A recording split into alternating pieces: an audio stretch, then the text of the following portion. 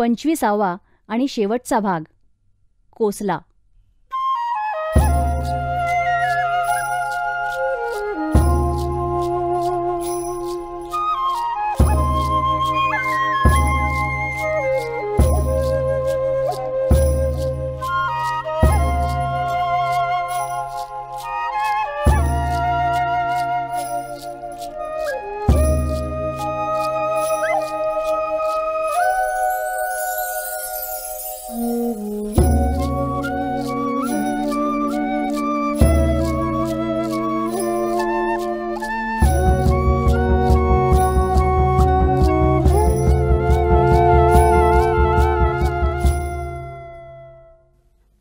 हो हो म्हणता हे वर्ष निघून गेलं.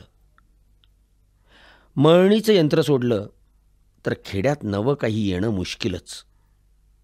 उलट इथले तरुण लोक शहरात निघून जातात आणि उरतो गोमाजी सोनार आणि आम्हीच. मी महिन्यांमागून महिने सुखवस्तू होऊन जगलो. मध्यंतरी आमचं लग्न आटपायचा आणखी दांडगा प्रयत्न झाला. मी आईला म्हणालो, तुम्हाला काय मस्त आहे, पुत्ररत्न आहे, तुम्ही स्वर्गात जाशात, आमची काळजी तुम्हाला नको. मग मी वडिलांना सांगितलं, मला अशीच पोरगी पाहा कजील काही पोरबाळ होणार नाही. आई घाबरली, पण वडील खुश झाले. मला तसा आध्यात्मिक वगैरे अनुभव काहीच नाही, पण आत्मा अमर आहे हे मानतो. गिरधर मात्र हळूहळू माझ्या कोणत्याच गोष्टीवर विश्वास ठेवीनासा झाला. तो माझ्याकडे दिवसेंदिवस कमी कमी बसायला लागला. पण फिरायला जाणं होतंच.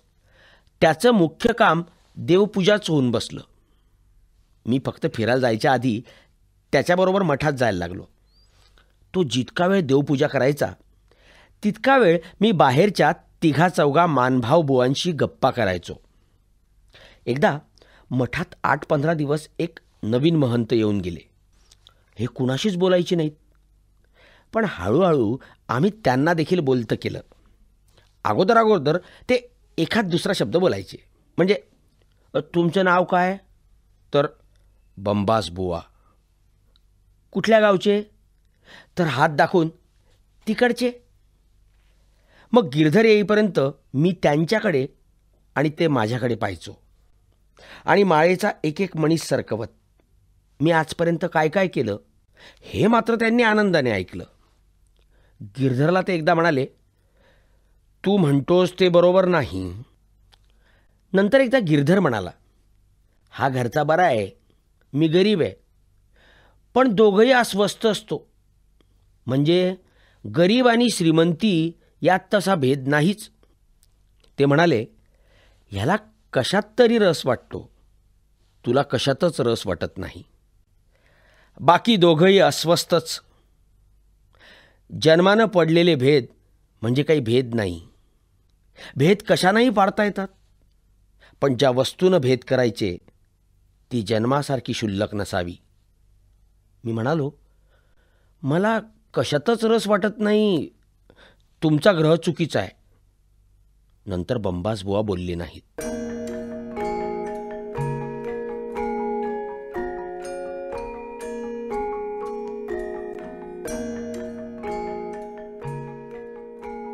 दुसऱ्या दिवशी गिरधरनं पुन्हा तोच विषय काढला.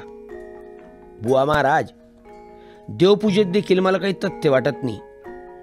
आता पांडुरंग देवपूजा करत नाही, त्याच्यात आणि मायात काहीच फरक नाही. बंबास बुवा म्हणाले, तू देवपूजा करून मग असं म्हणतोस. हा देवपूजाच करत नाही. तुझी चिंता वेगळी, तुला कंटाळा आलेला नाही, याला कंटाळा आलेला आहे. मी म्हणालो, हे कबूल, मला कंटाळा आहे. गिरधर म्हणाला, तुम्हाला ह्यापैकी काय झालंय, म्हणजे निदान पूर्वी तरी? ते म्हणाले, मलाही हल्ली कंटाळा आला आहे, पण मला अगोदर कधी कंटाळा आला नव्हता. मागून हे झालं आहे. तुला अगोदर कधीच कंटाळा आला नव्हता असं झालं होतं काय?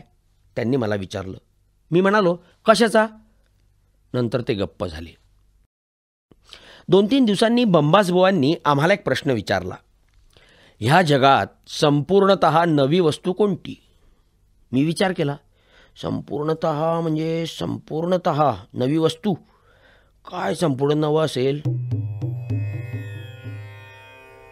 पृथ्वी तर जुनीच, वनस्पती तर सगळ्यात जुनी, ती बीपासून उगवते, बी जुनंच असतं. मग पशु पक्षी माणसं यांचं देखील बीज जुनंच, जन्मलेलं मूल देखील तयार होऊनच येतं. मग नवं काय? पण मी बोललो नाही, कारण बंबास बुवांनी माझ्याकडे दुर्लक्ष केलं. गिरधर म्हणाला, निदान ईश्वरानं निर्माण केलेलं ते सगळं जुनं आहे. बुवा म्हणाले, माणूस ईश्वरानंच निर्माण केला, म्हणजे माणसाचं सगळं जुनंच काय? गिरधर म्हणाला, माणूस त्यानंच निर्माण केला हे मान्य, पण मला आता तुमच्या प्रश्नाचं उत्तर सुचलं. परमेश्वर ही जगातली सदोतीत नवी वस्तू. बुवा म्हणाले, नीट विचार करून उद्या या.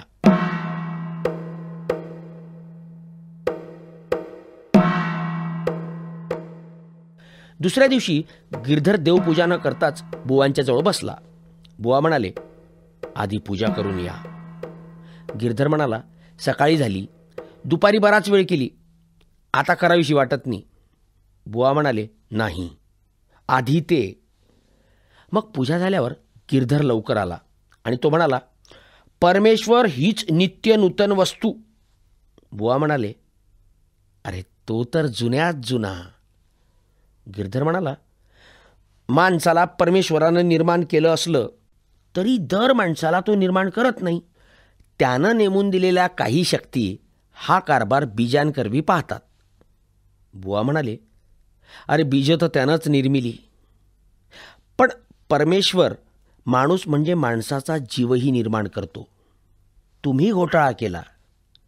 जीव कोणत्याच दुसऱ्या शक्तीच्या आधारानं चालत नाही. परमेश्वरच जीवाचं सगळं काही करतो. परमेश्वरानं स्वतःला देवदेवतांना आणि पिशाच्य वगैरे योनींना निर्मिलं आहे. एवढं मान्य असेल तर पुढचं बोला. गिरधर म्हणाला, हे मान्य आहे, माझा मुद्दाच वेगळा आहे. परमेश्वर एकेका माणसाचा जीव कसा निर्मिल?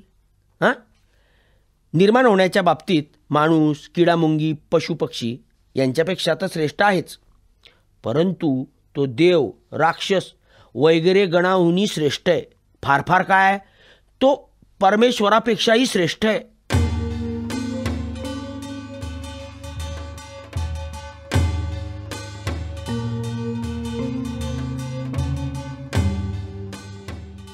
आता बुवा संतापले, पण गिरधर थांबला नाही. एकतर परमेश्वरानं स्वतःलाच निर्मिलं आहे की काय हे निश्चित नाही. त्यालाही निर्माण करणारा महापरमेश्वर असेल, पण माणसाला म्हणजे माणसाच्या बीजाला निर्माण करून परमेश्वर फसलाय. कारण कोणताही माणूस वाटल्यास परमेश्वराचं अस्तित्व नाकबूल करू शकतो. बंबास बुवा म्हणाले, असं फक्त अज्ञानीच करेल. गिरधर म्हणाला, मग तसा ज्ञानी आहेच कोण? ज्ञान हे संस्कृतीनं निर्माण केलं, पण ते सोडा. ज्ञान असो नसो, परमेश्वर नाहीच असं म्हणणारेही परमेश्वराच्या अस्तित्वाबद्दल विचार करून करूनच शेवटी तसं म्हणतात. पण निदान परमेश्वराला काहीच अस्तित्व नाही असं आयुष्य जगणारे कित्येक लोक आहे, रानटीही आणि आपणही. शिवाय महाराज, आत्महत्या करणारा माणूस परमेश्वरानं नेमलेल्या शक्तीचीही म्हणजे मृत्यू वगैरेचीही हुकूमत मोडून त्यांनाच आपला दास करतो. निदान आता ह्या घडीला मृत्यूला बोलवणारे लोक आहेत. परमेश्वर माणसापेक्षा सामर्थ्यवान, म्हणून तो माणसावर निरनिराळ्या योनी लादून त्याला सोडत नाही. पण निदान परमेश्वराविरुद्ध कायम बंडखोर म्हणून तो हे सगळं भोगू शकतो. अशा लोकांचं एक सोडा, पण ईश्वराचं सामर्थ्यही स्वतःच्या कल्पनेनंच माणूस आजमावतो. माणूस ज्या कल्पना करतो त्याच्यावर परमेश्वराची हुकूमत चालत नाही. देवदेवतांना अमरत्व असलं तरी एका दृष्टीनं माणसाच्या जीवालाही अमरत्व आहेच. माणसाची बीजं जरी नाहीशी केली तरी जीव नाहीसा होणार नाही. तो परमेश्वरा इतकाच अमर आहे. हाल अपेष्टा सोसायची त्याची तयारी आहे. शिवाय माणसाला इतकं स्वातंत्र्य आहे की तो साक्षात परमेश्वराकडे दर युगात आणि एकाच जन्मात हर घडीला नवनव्या दृष्टीनं नवनव्या स्वरूपात पाहतो. खरं तर परमेश्वरापेक्षा माणूसच श्रेष्ठ, कारण तो दुसऱ्या कोणाला निर्मून फसलेला नाही. बंबास बुवा नुसते हसले. ते म्हणाले, माझ्या प्रश्नाचं उत्तर तुमच्याकडून मिळालं नाही. गिरधर म्हणाला, परमेश्वर हीच नवीन वस्तू आहे. नंतर बुवा गप्प झाली. मी गिरधरला सांगितलं, तुझं बरोबर आहे.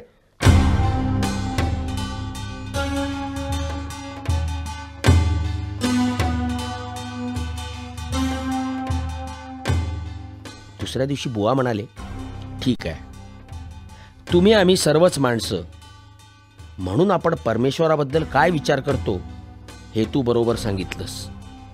पण इथून परमेश्वराच्या विचारांना फक्त सुरुवात होते.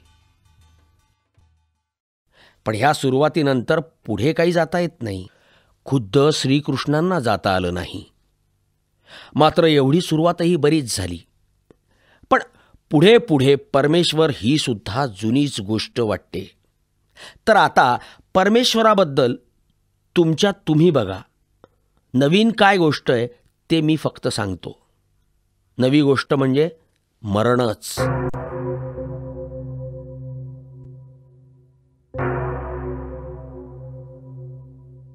जी इतकी ताजी नवी असते की अनुभवली की अनुभवणारच नाहीसा होतो. म्हणून कदाचित ती नवी राहते. माणसाच्या आयुष्यात घडणाऱ्या गोष्टी ह्या दोनच, जन्म आणि मरण. पैकी जन्म माणसाला होत नाही, म्हणून उरते एकच गोष्ट, हीच फक्त घडते. मरताना आपण कुणा दुसऱ्याला मरत नाही, स्वतःला तीच नवी वस्तू. गिरधर केवळ घाबरून गेला. मग बुवा गप्प राहिले. दुसऱ्या दिवशी गिरधरला मी हे सुचवलं, पण मेल्यानंतरही आपण अनुभव घेतोच. मेल्यानंतर मरण नवं राहत नाही. हे संध्याकाळी गिरधरनं त्यांना सांगितलं. मी फक्त ऐकत राहिलो. बंबास बुवा म्हणाले, मरण आणि त्यानंतरचा जो दुसरा जन्म सुरू होईल यांच्यामधलं अंतर जे आहे तेवढ्यापुरतं मरण जुनं ठरेल. कारण एकदा परमेश्वराच्या आज्ञेनं किंवा तुम्ही म्हणता त्याप्रमाणे बळजबरीनं, काही का असेना, एकदा मनुष्य जन्मला की जीव मरणच विसरतो. इतका अडाणी आहे. म्हणून पुढचा जन्मच सोडा. शिवाय जन्म ही नेहमी दुसऱ्याला घडणारी वस्तू आहे हे सांगितलंच. आपला संबंध मरण जुनं ठरविल असं काही अंतर आहे का याच्याशीच. मेल्यानंतर पुन्हा जन्मेपर्यंत जे अंतर आपण गृहीत धरतो ते शून्य आहे. मेल्यानंतर कोणत्याही अंतराचं आपलं ज्ञान नाहीसं होतं. इतक्यात मी बोलणार होतो पण बोललो नाही. गिरधर म्हणाला, मेल्यानंतर मरण जुनं वाटायला लावण्या इतपत हे अंतर अस्तित्वात असायला पाहिजे. बुवा म्हणाले, ते अस्तित्वात आहेच, पण वाटणं कुठून आणलं? चर्मेंद्रियाच्या गोष्टी मेल्यानंतर ध्यानात घेऊ नका. ज्या अंतरात जीवाला हलवायला हातपाय नाहीत, भुकेला पोट नाही, झोपेला पाठ नाही, अशा अंतरात त्या अंतराचं ज्ञानच कसं होईल हेही विशेष नाही. मरणानंतर जरी तुम्ही लाख वर्ष अंतराळात फिरत राहिलात, चिरंजीव झालात, तरी तिथली लाख वर्ष क्षणा इतकी मोठी नाहीत. तुम्हाला काय वाटतं?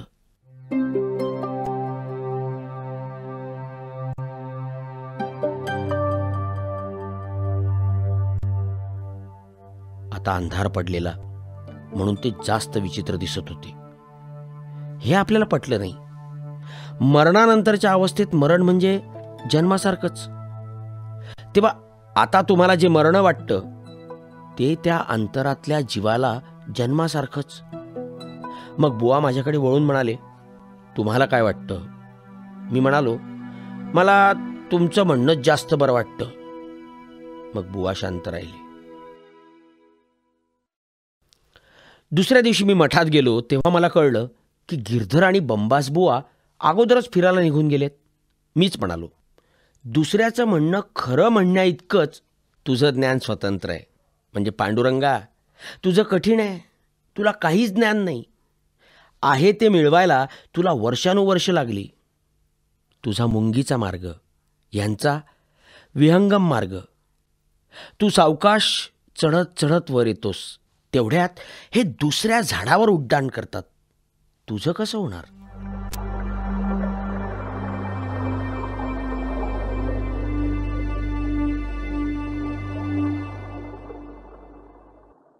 नंतर बंबास बुवा निघून गेले. दिवसेंदिवस गिरधर नवनवीन बुवांना गाठायला लागला. नंतर एका यात्रेत त्याला ठणठणपाळ नावाचा बैरागी भेटला. हा बैरागी म्हणजे आपल्याला भेटलेला पहिला थोर पुरुष, असं गिरधर म्हणाला. गिरधर त्याला म्हणाला, पण महाराज, तुम्ही असे भीक मागत का फिरता? तो म्हणाला, जे या सगळ्यांजवळ आहे ते आमचंच आहे. देणाऱ्यापेक्षा मागणारा श्रेष्ठ असतो. आम्ही बळजबरीनं मागणार. ह्या उपर देणाऱ्याचा धर्म त्याचा त्याच्यापाशी. ठणठणपाळ म्हणाला, माझ्यात इतकी शक्ती आहे की ही सगळी गर्दी मी जमिनीत गाडून टाकीन. गिरधरनं काही त्याला जत्रा गाडून टाकायला सांगितलं नाही. गिरधर मला म्हणाला, साले 1000 धुंडावे तर एखादा बरा मिळतो, पण हेही प्रमाण काही कमी नाही म्हणा. मग कित्येक दिवस त्यानं काहीच केलं नाही. मग एकाएकी गावात झालं की गिरधर घरून पळून गेला.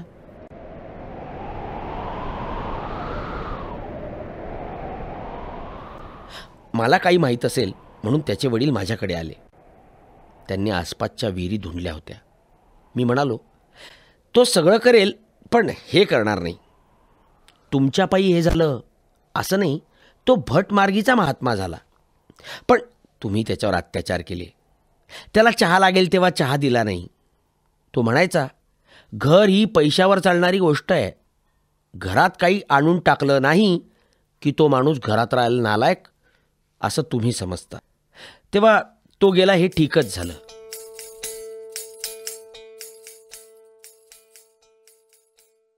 गिरधर गेल्यावर माझ्या रोजच्या कार्यक्रमात प्रचंड खड्डा पडला. तो फारसं बोलत नव्हता, पण अधूनमधून थोर बोलायचा. प्रत्येक माणसाला 60-70 रुपयात भागवताच आलं पाहिजे. किंबहुना जगातल्या प्रत्येक माणसाला ह्यापेक्षा जास्त मिळू नये. आणि प्रत्येक कुटुंबाला एका खोलीच्या वर दुसरी खोली नसावी असं. घरी राहणं त्याला दिवसेंदिवस जड झालं होतं. पण तो कुणालाच याबद्दल सांगत नव्हता. मात्र काही एक करायचं नाही हे त्यानं शेवटपर्यंत पाळलं. त्याला घरी बोललेलं ऐकून घ्यायची जबरदस्त सवय होती.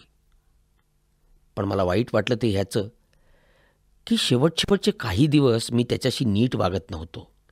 याचं कारण म्हणजे त्याच्या आईवडील घरच्या परिस्थितीची केविलवाणी वर्णनं मला सांगायचे. याला काही करायला सांग, तू ऐकीन तो, असं म्हणायचे. मग मी आटोकाट प्रयत्न करून त्याला सांगितलं की तू काहीतरी कर. अरे नुसतं लोळणं केव्हाही वाईट. निदान आईबाप मरमर मरत असताना आपण निर्लज्जासारखं घरी लोळणं बरं नाही. एकदा तर मी त्याला चिडून म्हणालो की कर्म हे विहितच आहे. खुद्द श्रीकृष्णांनी अर्जुनाला हेच सांगितलंय वगैरे. मग तो म्हणाला, बाबा रे, तू काही श्रीकृष्ण नाहीस आणि मी अर्जुन नाही, आणि इथे कुणाला लढाईही करायची नाही आहे. तेव्हा तू गप्प बैस. त्याचं आणि माझं हे काही शेवटचं संभाषण नाही.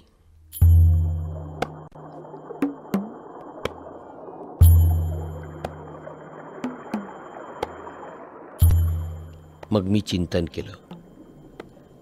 शेवटच्या वेळी तो मला म्हणाला, चल, तर मी जायला पाहिजे होतं. त्यानं काहीतरी प्रचंड आपल्याला सांगितलं असतं.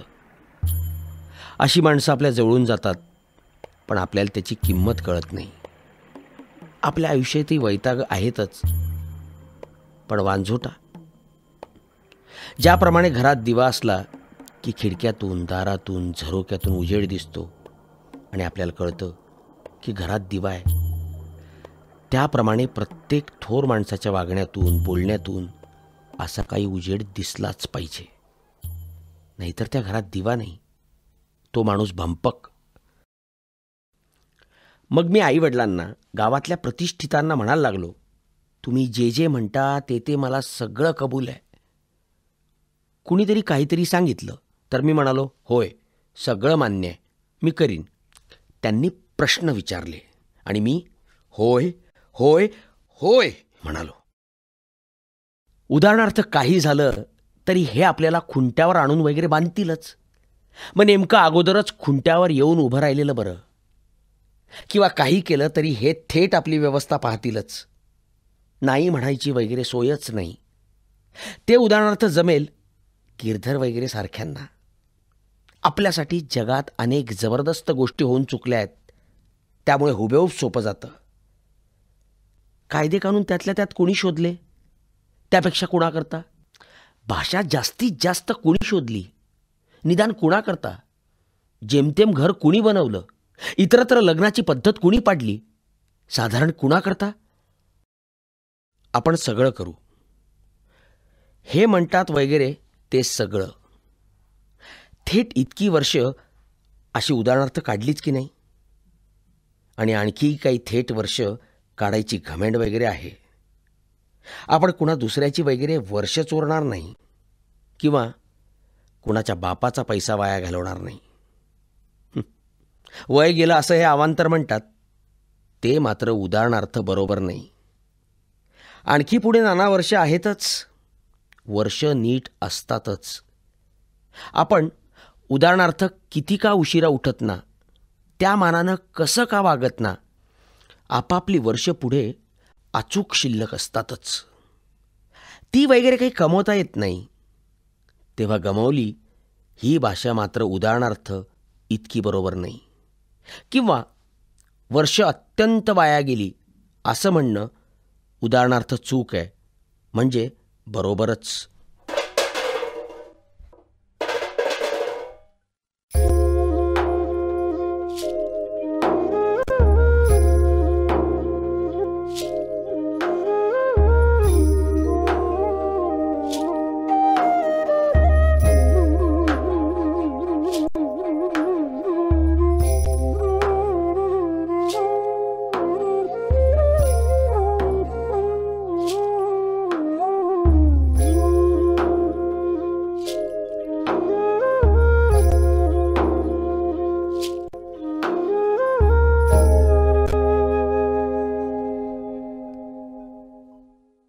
आत्ताच आपण कोसला या भालचंद्र नेमाडे लिखित कादंबरीचं अभिवाचन ऐकलंत. दिग्दर्शन अतुल पेठे, वाचन शंभू पाटील, संगीत नरेंद्र भिडे, दिग्दर्शन सहाय्य समीर शिपूरकर, निवेदन मानसी वझे, निर्मिती सहाय्य संकेत कुलकर्णी, विशेष आभार नाधो महानोर, सादरकर्त्या गौरी लागू. ही आकाशवाणी पुणे केंद्राची निर्मिती होती.